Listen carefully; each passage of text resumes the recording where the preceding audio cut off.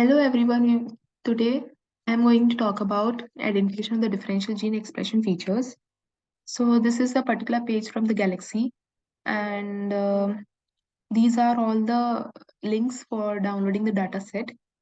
We can also download the data set which is available in the TCG for the cancer research, as well as the data sets are available in the NCBI. So now moving forward with the key concept of the differential gene expression analysis, that how it has been done. So you can see there are three samples are given with the genes. So every matrix of this differential gene expression analysis would be in rows or in columns. So here you can see that we have to first remove the biases. Okay, हमें सबसे पहले क्या करना है, biases को हटाना है. सो जितने भी बायसेस होते हैं वो किसी सीक्वेंसिंग स्टेप से आते हैं और एक दूसरा आता है लेंथ ऑफ द जीन से आते हैं. तो सीक्वेंसिंग डेप्थ डेप्थ क्या होता है कि कितना रीड्स से ज्यादा एक जीन के लिए है, और एक जीन के लिए या फिर मोर देन वन जीन के लिए. लेंथ क्या है कि longer genes will have more reads mapping to them. Means if there are we already know, अगर ज्यादा से बड़ा जितना लंबा जीन होगा उतना ज्यादा मैप होगा रीड्स. तो इसी तरीके से यहाँ पे हम कह रहे हैं कि सैंपल 1 सैंपल 2 सैंपल 3 में हम कंपैरिजन कर रहे हैं और फाइंड आउट करें. क्या हम ये बोल सकते हैं कि this sample 1 is differentially express from sample 2 and 3 because यहाँ पे एक में डी में 0 है? No. Can we say this for the sample 2? No. So here we are first removing the technical biases, then we move forward with the concept. So here it has been giving RPKM, FPKM, and TPM. What is this? So this RPKM is reads per kilo base million. इसमें क्या होता है कि तुम देख सकते हो, सबसे पहले हम स्केलिंग फैक्टर को फाइंड आउट करते हैं. स्केलिंग फैक्टर को फाइंड आउट करने के लिए ये 10 यहाँ पे रीड से रखा है. फॉर एग्जाम्पल एक जीन का 10, बी का 20, 5, 0, तो टोटल रीड्स कितने होंगे? 35. अब हम क्या करेंगे, यहाँ पे लिखा है RPKM, रीड्स पर किलो बेस मिलियन. सो पर किलो पर मिलियन, तो हम यहाँ पे पर किलो बेस मतलब हम यहाँ पे क्या करेंगे, 10 वाला है, इसे डिवाइड कर देंगे 2 KB से. फिर जो भी आंसर आएगा उसको फिर से डिवाइड करेंगे 35 से. तो हमारे पास क्या हो जाएगा, स्केलिंग फैक्टर्स आ जाएंगे सारे के सारे. इसी तरीके से हम RPKM और FPKM का निकालते हैं और सबका ये वैल्यूज क्या होता है, सेम होता है. TPKM में भी इसी तरीके से फॉलो होता है. और जब हम ये सब कर लेते हैं देन उसके बाद हमारे पास जो वैल्यू आती है वो स्केलिंग फैक्टर के फॉर्म में आती है. अब स्केलिंग फैक्टर के फॉर्म में जब वैल्यू आ गई तो हम पता कर सकते हैं कि कौन सा डिफरेंशियल एक्सप्रेस है और कौन सा नहीं है, बिकॉज हम बाद में ये देख सकते हैं जो मैट्रिक्स बन के आ गया हमारे पास, टोटल जो रीड काउंट होगा दोनों का सेम होगा, तो हम एक लेवल पे उनको कंपैरिजन कर पाएंगे. ठीक है, नेक्स्ट हमने ये क्या कर दिया, एक नॉर्मलाइजेशन कर दिया और हमने एक टेक्निकल और बायोलॉजिकल रेप्लिकेट्स में से जितने भी बायसेस थे वो सब हटा दिए. अब हम यहाँ पे गैलेक्सी प्रोजेक्ट में क्या कर रखा है, गैलेक्सी में कि इन्होंने डिफरेंशियल जीन एक्सप्रेशन एनालिसिस करा है with the use of some elements और the tags which are present in the section. So here आप देख सकते हो कि इन लोगों ने DE-Seq2 एनालिसिस यूज किया है. We can use edgeR, limma, voom model as well. ठीक है, तो यहाँ पे DE-Seq2 का क्या फंक्शन होता है कि सबसे पहले ये मैट्रिक्स को चेंज करता है एक GLM अप्रोच में, देन GLM अप्रोच से स्टैटिस्टिकल एनालिसिस करके हाइपोथेसिस का टेस्टिंग बताता है, जिसमें अगर P की वैल्यू लेस देन 0.05 होती है तो रिजेक्ट हो जाती है नल हाइपोथेसिस. तो इसके बाद इन लोगों ने वो कंसेप्ट निकालने के बाद इन्होंने पीसीए कैलकुलेट किया है.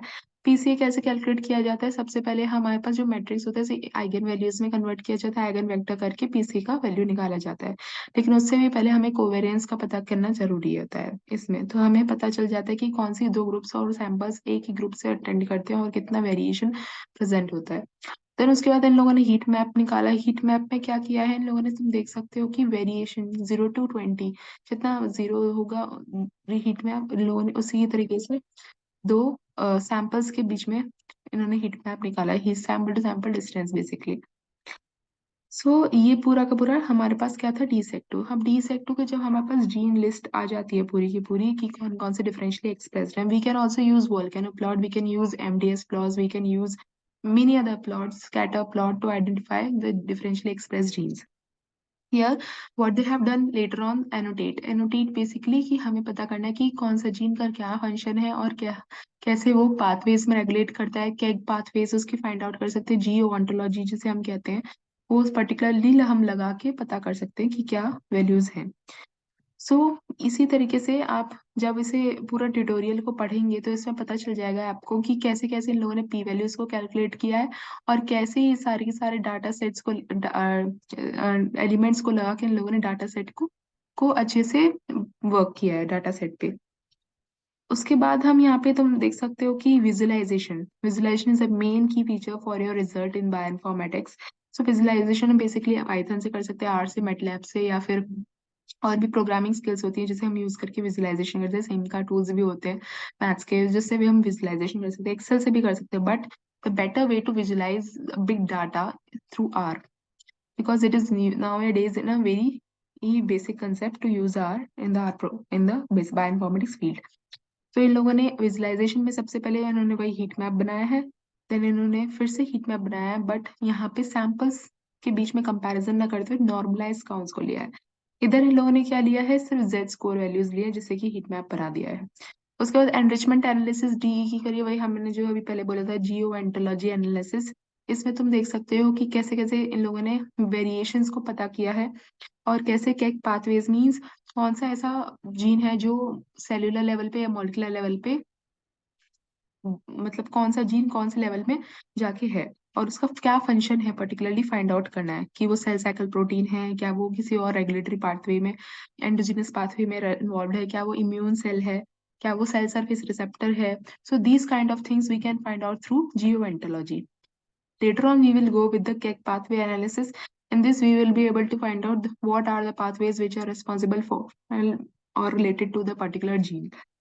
इससे हम मेटाबोलाइट्स भी पता कर सकते हैं कि कौन सा सबस्ट्रेट कौन सा प्रोडक्ट बन रहा है, प्रोडक्ट से कौन सा सबस्ट्रेट बन रहा है, कौन सा पर्टिकुलर जो भी हमारा जीन है जिसे हम फाइंड आउट करें डिफरेंशियल एक्सप्रेशन एनालिसिस के थ्रू, वो कहाँ पे फ्लाई कर रहा है, कितने कितने पाथवेज उससे कनेक्टेड है, क्या डाउन रेगुलेट अप रेगुलेट करने से क्या चेंजेस आएंगे, ये सब हम पता कर सकते हैं पैक पाथवे एनालिसिस।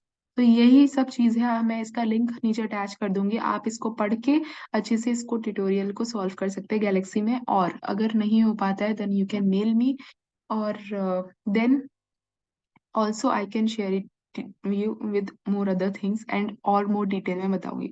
सो इसे ये मत समझना कि मतलब मैंने वो ज्यादा डिटेल में बनाया, बिल्कुल भी डिटेल में नहीं बताया है। इसको मैंने सिर्फ ऊपर ऊपर ही बता दिया है, बहुत बेसिक कंसेप्ट बता दिया कि क्या है बेसिकली इसमें क्या प्रेजेंट होता है, overall theme.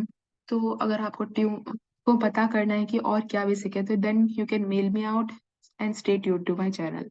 Thank you, bye.